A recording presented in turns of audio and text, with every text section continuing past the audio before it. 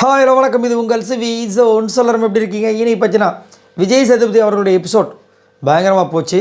எல்லாரையும் வச்சு செஞ்சார், க்ளீனாக வச்சு செஞ்சார். ஆனால் இந்த மைக் விஷயம் வெளியே வரவே இல்லை. நோட் பண்ணிக்கலான்றதை சொல்லுங்கள். அது மட்டும் இல்லாமல் பிக் பாஸ் வந்து இந்த வாரம் விஜய் பார்வதியும் கமருதையும் வச்சு செஞ்சார். நல்லா உங்களுக்கே தெரியும். சரி, அதை பார்க்குறதுக்கு முன்னாடி மறக்காமல் நம்மளோட சேனலை சப்ஸ்கிரைப் பண்ணிட்டு பாருங்கள், லைக் பண்ணுங்கள், கமெண்ட் பண்ணுங்கள், ஷேர் பண்ணுங்கள், அந்த ஹைப்பையும் தட்டி விடுங்க. நிறைய பேர் நல்ல சப்போர்ட் கொடுக்குறீங்க, ரொம்ப ரொம்ப நன்றி. ஸோ விஜய் பார்வதி இந்த சீசன் என்னை பொறுத்த வரைக்கும் கண்டென்ட் குயின், கண்டென்ட் மேக்கர் அப்படி இந்த மாதிரி தான் இருக்குது. ஒரு சின்ன சாரி அந்த விஷயத்தை கூட அப்படியே அழகாக எடுத்துகிட்டு போனாங்க. சரிங்களா? இது வரைக்கும் விஜய் சேதுபதி அதிகப்படியாக திட்டினது யாரா அப்படி கேட்டிங்கன்னா, சின்ன குழந்தையும் சொல்லும் அது விஜய் பார்வதி அப்படி தான் சொல்லி ஆகணும். அந்த அளவுக்கு வந்து வச்சு செஞ்சுருக்கார். நேற்று ரொம்ப அழகாக பாராட்டினார். எனக்கே டவுட், என்னடா இது ஒரு தூக்கத்தில் எழுந்திரிச்சு வந்திருப்பாரா, இப்படி வந்து பாராட்டுறாரு. அப்போ அடுத்த எபிசோட்லேயே இந்த சண்டே எபிசோடில் ஓட்டு கிழிச்சு விட்டாப்புல. ஆனால் முக்கியமான மைக் விஷயம் பற்றி பேசவே இல்லை. ஷாக்கிங்காக, சத்தியமாக ஷாக்கிங்காக இருக்குது. ஏன்னா பிக் பாஸ் வந்து செம்ம டென்ஷன் ஆனார். இதை பற்றி தனியாக வந்து கமருதீனுக்கும் விஜய் பார்வதிக்கும் அட்ரஸ் பண்ணார். ஏன் மைக் விஷயம் பற்றி வெளியே வரவே இல்லை? ஸோ நல்லா நோட் பண்ணி பாருங்கள். இதுக்கு முன்னாடி விஜய் பார்வதி கலாச்சார விஷயங்கள்லாம் வந்திருக்கும். அதே மாதிரி ஃபஸ்ட்லேருந்து திட்டின விஷயங்கள்லாம் இங்கே எடுத்து போட்டு பார்த்தீங்கன்னா, இந்த ஆபாச குறியீடுன்றதுக்கு மட்டும் உங்களுக்கு எப்படி மைண்டில் தோணும் திட்டினார். அதுக்கப்புறம் எல்லா திட்டுற விஷயங்கள் எல்லாமே முத்துக்குமாரனோட ஒப்பிட்டு பார்க்கும்போது ஒரு விஷயம் வந்து நம்மளுக்கு வந்து தெளிவாக தெரியுது. என்ன தெளிவாக தெரியுது அப்படின்னா, கண்டிப்பாக வந்துட்டு விஜய் பார்வதி தான் டைட்டில் வினர் அப்படின்னு ஆக போகிறாங்கன்ற மாதிரி தான் தோறுது. என்னென்னா அவங்கள அப்படியே செதுக்கிற மாதிரியே இருக்குது.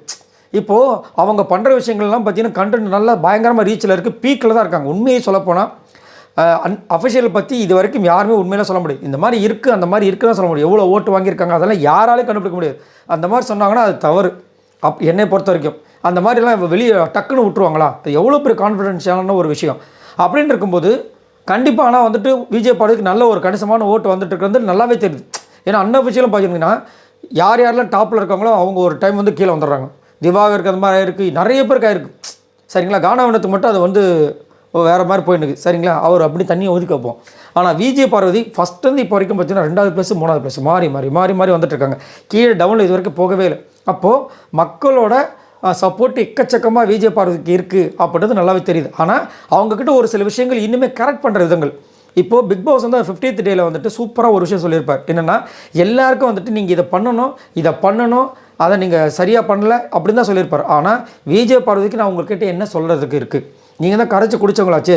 ஆனால் எல்லாத்துக்குமே வாழை வீசாதீங்க. நல்லா நோட் பண்ணி பாருங்கள். எல்லாத்துக்கும் வாழை வீசாதீங்க. எங்கெங்கே எதை பேசணுமோ அங்கே அதை மட்டும் பேசுங்க. தேவையில்லாமல் பேச வேண்டாம். ஸோ நீங்கள் கரெக்டாக தான் பண்ணிட்டுருக்கீங்க, தேவையான இடங்களில் மட்டும் பண்ணுங்கள் அப்படின்னு கரெக்ட் பண்ணியிருப்பாங்க. ஸோ கரெக்டிங் அதே மாதிரி முத்துக்குமாரனுக்கு ஃபஸ்ட்டு அதாவது நிறைய பார்த்தீங்கன்னா பாராட்டே வராது. நம்ம எல்லாரும் முத்துக்குமாரனை பற்றி நிறைய பேசிகிட்டு இருப்போம். ஆனால் விஜய் சேதுபதி பெருசாகவே பேச மாட்டார். அதே மாதிரி தலைகணம் ஆகாதீங்கன்னு வேறு ஒரு வார்த்தை சொல்லியிருப்பார், ஞாபகம் இருக்கும்னு நினைக்கிறேன். அது என்னென்னா செதுக்கிறது. இப்பயும் பாருங்கள், இன்றைக்கி கூட வந்துட்டு அவர் வந்து ஆக்சுவலாக ஒரு விஷயம், அந்த கிரெடிட்ன்ற விஷயம் வந்து போயிருக்கும், பெரிய சண்டை ஆகிருக்கும். சரிங்களா? அதே மாதிரி இன்னும் பார்த்தீங்கன்னா பிக் பாஸ் டென்ஷன் ஆகிட்டார். எதுக்கு டென்ஷன் ஆனார்னா, இன்றைக்கி அவ்வளோ பெரிய அந்த வாரம் வந்து நடந்த ஒரு பெரிய கலவரம் அவரோட சோசியல் மீடியாலே போட்டிருந்தார். காமாக இருக்கிறதுக்கு நான் ரொம்ப இந்த பிரபஞ்சம் எனக்கு வந்து சொல்லிக் கொடுக்குற அளவுக்கு போட்டிருப்பார். சரிங்களா? அவங்க இப்போ முன்னாடி வந்து இவர் என்னது நம்ம விக்ரம் வந்து பேப்பர் படி அந்த இது டாஸ்க்கை படிச்சிருப்பார். படிக்கூடாமல் போராட்டம்லாம் பண்ணியிருப்பாங்க செம்மையாக. நான்லாம் ஐயோ அவ்வளோதான் அப்படின்ற மாதிரி நினச்சிருப்பேன். ஆனால் அது வெளியே வரவே இல்லை. புரியுதுங்களா? அதே மாதிரி மைக் மேட்ரு வரவே இல்லை. அதே மாதிரி நைட்டு ஒரு டைம் சொல்லியிருப்பாங்க, எனக்கு ஒரு 1/2 hour கொடுங்க டெய்லியும், நான் வந்து மைக்கை கழட்டி வச்சுட்டு பேசணும்னு. இதே இது வந்து மைக் விஷயத்துக்கு நிறைய அடியில் வாங்கியிருக்காங்க. ஆனால் விஜய் பார்வதிக்கு வரல. ஸோ இவங்க என்ன பண்ணுறாங்கன்னா, இந்த பொண்ணை மோல்டு பண்ணிகிட்டே வராங்க டாப்புக்கு அப்படின்றது கிளியராக தெரியுது. ஸோ கண்டிப்பாக வந்துட்டு விஜய் பார்வதி தாங்க டைட்டில் வேணுன்றது எனக்கு நல்லா தெரியுது, சூப்பராக தெரியுது. ஏன்னா நல்லா பாருங்களேன். அதே மாதிரி இந்த பொண்ணை வச்சு தான் நான் தான் சொல்லிட்டேன், ஆல்ரெடி உங்களுக்கு சொல்லிட்டு பாருங்க. இந்த பொண்ணை நீங்கள் அப்படியே விலைக்கு வச்சுட்டு இன்றைக்கி வந்து இந்த பொண்ணை வந்து வெளியில் வந்து சீக்கிரட் ரூமில் உட்கார வச்சிட்டாங்க வச்சுக்கோங்களேன். இப்போ விளையாட சொல்லுங்கள், என்ன நடக்குது பாருங்கள். ஒன்றுமே நடக்காது. ஆறாரா ஜாலியாக கமருதீன்கிட்ட பேசிகிட்டு இருப்பாங்க. ஏன்னா விஜய் பார்வதி அங்கே இருந்தால் தான் அவங்க வந்து அவங்கள பற்றி நோண்டுவாங்க. அவங்க இல்லைன்னா ஜாலியாக வந்து துஷார் கிட்ட எப்படி பேசியிருந்தாங்க அந்த மாதிரி பேசிகிட்டு இருப்பாங்க. வேணா கமருதீன் வந்து கொஞ்சம் இன்னும் ஃபீல் பண்ணலாம். ரைட்டா? கானாவனத்து என்ன பண்ணுவார்? அவர் வழக்கம்போல் ஜாலியாக இருப்பார், பேசிகிட்டு இருப்பார். மற்றவங்கள என்ன பண்ணுவாங்க யோசிச்சு பாருங்கள். ஏதோ சண்டைகள் வருமா?